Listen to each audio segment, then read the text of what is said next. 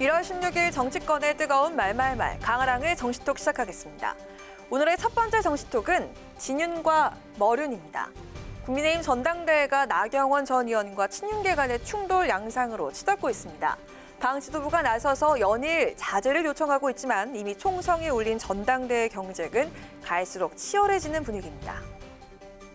진윤 의원들이 어제도 나경원 대표를 조롱하는 페이스북도 올리고 나 전 대표 나오면 안 된다 이제 이런 식으로 또 뭐 여러 가지 마타도를 아주 악의적인 마타도를 퍼뜨리고 있기 때문에 제2의 진박 감조를사가 나오는 이런 당의 행태들 공정하지 못하고. 앞서 정 위원장은 이번 전당대회가 당이 단결하고 전진하는 축제장이 돼야 한다고 밝혔죠. 그러면서 당내 갈등을 일으키는 친윤과 반윤의 표현을 쓰지 말아달라고 호소했습니다. 그러자 나 전 의원 측에선 친윤 대신 이 말을 쓰겠다며 입장을 냈습니다. 진윤이란 말씀 쓰셨거든요. 진윤? 아니 친윤 반윤 얘기하지 말라니까 이제 진윤으로 얘기를 해야죠. 진윤과 멀윤. 멀윤은 뭐예요? 멀리 있는 사람들. 정 비대위원장의 친윤, 반윤 표현 경고에 나 전 의원 측은 진윤, 머륜이라는 새로운 단어를 들고 나온 건데요. 당 지도부의 경고에도 친윤계와 나 전 의원 간의 날선 신경전이 계속되자 정 비대위원장은 오늘 아침 회의에서 우려의 목소리를 거듭 밝혔습니다. 내년 4월 총선은 윤석열 대통령의 얼굴과 성과로 치러질 선거인 것입니다. 후보들 사이의 과열 경쟁이 그래서 더 염려가 됩니다. 자중해달라는 목소리에도 불구하고 나 전 의원의 출마에 대한 견제 목소리는 주말에도 계속됐습니다. 배현진 의원은 나 전 의원의 상황을 나 홀로 집에 영화에 비유한 기사를 공유하면서 안타깝다고 밝히는가 하면 친윤계 모임인 국민공감 소속의 박수영 의원도 나 전 의원의 출마는 잘못된 판단이라면서 때문에 희화화가 되고 있는 게 아니냐고 날을 세웠습니다. 이뿐 아니라 친윤계 핵심 인물인 장제원 의원과는 제2의 진박 감별사 논쟁을 벌이기도 했죠. 나 전 의원을 향한 불출마 압박과 공세가 거세지자 이를 우려하는 목소리가 적지 않은 상황입니다. 김영호 전 국회의장은 나 전 의원을 향한 공격이 지나치다면서 뺄셈 정치를 하고 있다고 지적했습니다. 전당대회를 화합과 축제장으로 만들겠다며 의지를 내보인 국민의힘. 하지만 이런 의지가 무색해진 상황이죠.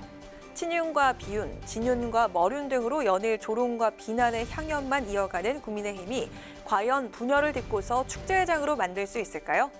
이어서 오늘의 두 번째 정치톡은 이재명 비판이 내부 총질입니다.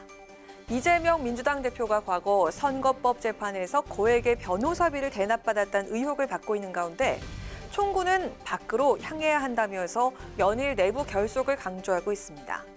성남FC 불법 후원금 사건과 대장동 의혹에 더해 수면 아래에 있던 변호사비 대납 의혹까지 급부상하자 내부 동료를 견제한 게 아니냐는 해석이 나오고 있습니다.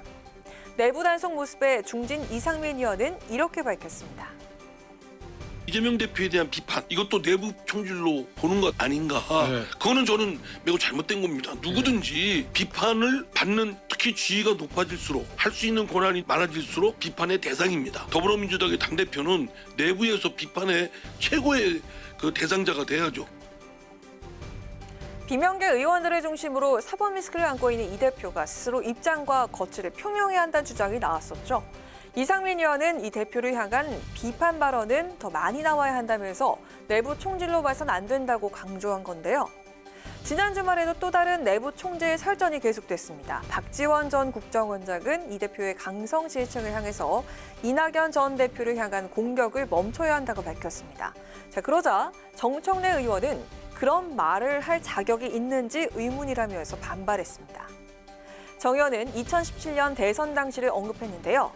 박지원 전 원장이 탈당한 후 매일 아침 문재인 후보를 공격했던 것을 상기시키며 자격이 없다고 강조하는 한편 강성 지지층이 아닌 비명계 의원들에게 일침을 가해야 한다고 지적했습니다. 당대표의 사법 리스크를 둘러싸고 전훈이 감도는 민주당. 우선은 당 차원에서 대응에 나선 상황인데요. 하지만 비명계에선 여전히 다른 분위기가 감지되고 있는 듯합니다. 민주당은 확실하게 투트랙 전략으로 가야 됩니다. 이재명 당대표의 사법 리스크와 서민과 중산층을 위한 정당으로서 개혁 이슈를 선점하는 이재명 대표가 더불어민주당의 당대표인 만큼 이재명 대표의 이런 사법 리스크의 문제가 당에 확산되지 않도록 번지지 않도록 차단시키는 것이 이재명 대표한테는 1차적으로 해야 될 일이고 이 대표의 사법 리스크가 커지는 만큼 당내 비명계가 결집하는 양상도 뚜렷해지고 있는 모습입니다. 오늘 18일엔 문재인 정부의 정책을 연구 계승하는 포럼인 사이제가 정식 출범할 것으로 알려졌죠. 친명계와 비명계 간에 계속되고 있는 내부 총질, 설전, 사법 리스크에 이어 내부 갈등까지 더해진 민주당은 이 위기를 어떻게 돌파해 나갈까요? 지금까지 강아랑의 정치톡이었습니다.